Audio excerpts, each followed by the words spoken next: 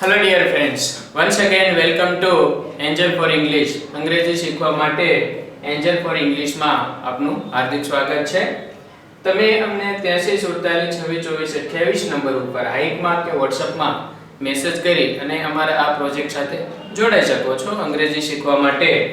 ઉપરાંત angelforenglish.com એ મારો blog કે વેબસાઇટ છે, ત્યાંથી પણ તમને બધી ફ્રી સર્વિસ મળી શકે છે, મળે છે. ચેનલ YouTube પર મારા વિડિયોઝ, ટીચિંગના વિડિયો, ગ્રામરના, ટેન્સીસના, active, passive, direct, indirect, right, એ બધા અપલોડ કરેલા છે અને કમ્પ્લીટ મટીરીયલ છે, આ બધું ફ્રી છે. ઓકે, તો આ વિડિયોની અંદર આજે આપણે શીખવાના છે જે મારી બુક છે ઇંગ્લિશ ઇન 10 days, રાઈટ, જે specially it's written or made or created, compiled, keeping in mind English ને વાંચતા શીખો અને સ્પેલિંગ ગોખ્યા વગર યાદ રાખો માત્ર 10 જ દિવસમાં. યાદ રાખવાનું આવે એટલે પ્રોબ્લેમ થાય આપણે. એટલે એ બુકની અંદર એવી ટેકનિકનો યુઝ કર્યો છે, એ રીતની પ્રેક્ટિસ આપી છે કે તમે એનો સિસ્ટમેટિક 10 ડેઝ સુધી દરરોજ 3-4 કલાક જેટલો સમય આપીને 10 ડેઝ સુધી સ્ટડી કરો એટલે ઇંગ્લિશમાં રીડિંગનો પ્રોબ્લેમ છે એ હંમેશ માટે સોલ્વ થઈ જાય. એમાંનો ડેઝ વાઇઝ છે, 10 ડેઝ એટલે 10 દિવસમાં આખો કોર્સ ડિવાઈડ કરેલો છે. દરેક ડે ની અંદર અમુક સ્ટેપ છે, રાઈટ. એ સ્ટેપમાંના અત્યારે આપણે એક સ્ટેપ એવું શીખીએ છીએ આ વિડિયોમાં કે જ્યારે સ્પેલિંગમાં ઓ અને એ બંને સાથે હોય તો એનો ઉચ્ચાર આપણે શું કરીશું. ઓકે, તો એ ઓ અને એ ઇઝ ઇક્વલ ટુ તેનો ઉચ્ચાર ઓ થાય છે, જેમ કે GOAT, ગોટ.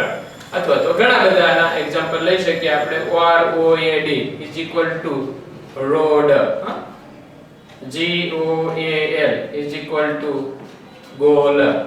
ઘણા બધા સ્પેલિંગ ઇંગ્લિશમાં આવા પુષ્કળ જોવા મળશે. આ જેના ઉપર હું લખી રહ્યો છું તે BOARD, બોલ.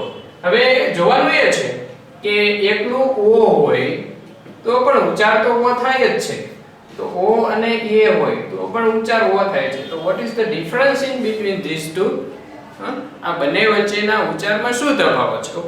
ઓ જ્યાં સિંગલ સ્વર હશે એટલે ફાસ્ટ બોલાતો હશે, રસ્વ એટલે કે એ ટૂંકો હશે, અને જે ડબલ સ્વર આવતા હશે તો એ દીર્ઘ બનતો હશે, થોડોક હંમેશા લંબાવીને બોલાતો હશે.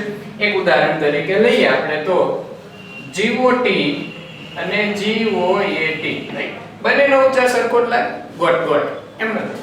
આનો ફાસ્ટ ઉચ્ચાર. ઓકે, સમજાય કે yes, I got it, fast બોલાય છે. અને આ ગોટ બકરી માટે વપરાતો શબ્દ. Look there is a goat, look there is a goat, એટલું ફાસ્ટ નહીં બોલે. આટલું થોડુંક માઇનર બંને વચ્ચેનો તફાવત છે. તો કારણ કે બે સ્વર ભેગા થયા છે એટલે ઓ અને એ, તો એનો ઉચ્ચાર સિમ્પલી શું કરશું આપણે? સ્પેલિંગ ગોખવાને બદલે સ્પેલિંગ આપેલો હોય તો એને રીડ કેમ કરવાય એ ખરેખર શીખી લેવું જોઈએ પહેલા. તો ઓ લગાડીને ગોટ, બોર્ડ, રોડ. કોઈ તાલીમી ગુરુ હોય કોઈ ગેમમાં તો એના માટે આપણે શબ્દ વાપરીએ છીએ કોચ. કોચ નહીં, એના કોચ બહુ ખરાબ છે કે સારા છે એમ નહીં, કોચ, કોચ. ઓકે, હવે આર હંમેશા અપવાદ તરીકે રહ્યો છે, રાઈટ.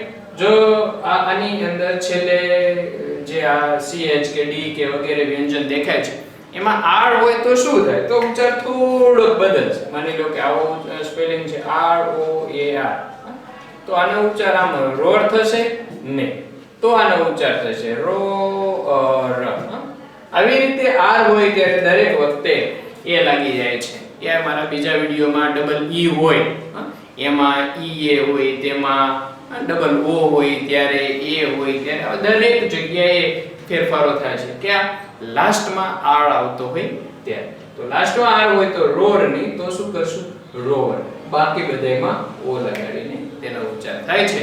સ્ટડી કરતા રહેશો, ખૂબ જ સારું પરિણામ મળશે 100%, અને ઘણા બધાને ખૂબ જ સારું પરિણામ આનાથી મળ્યું પણ છે એમ. થેન્ક્સ. હવે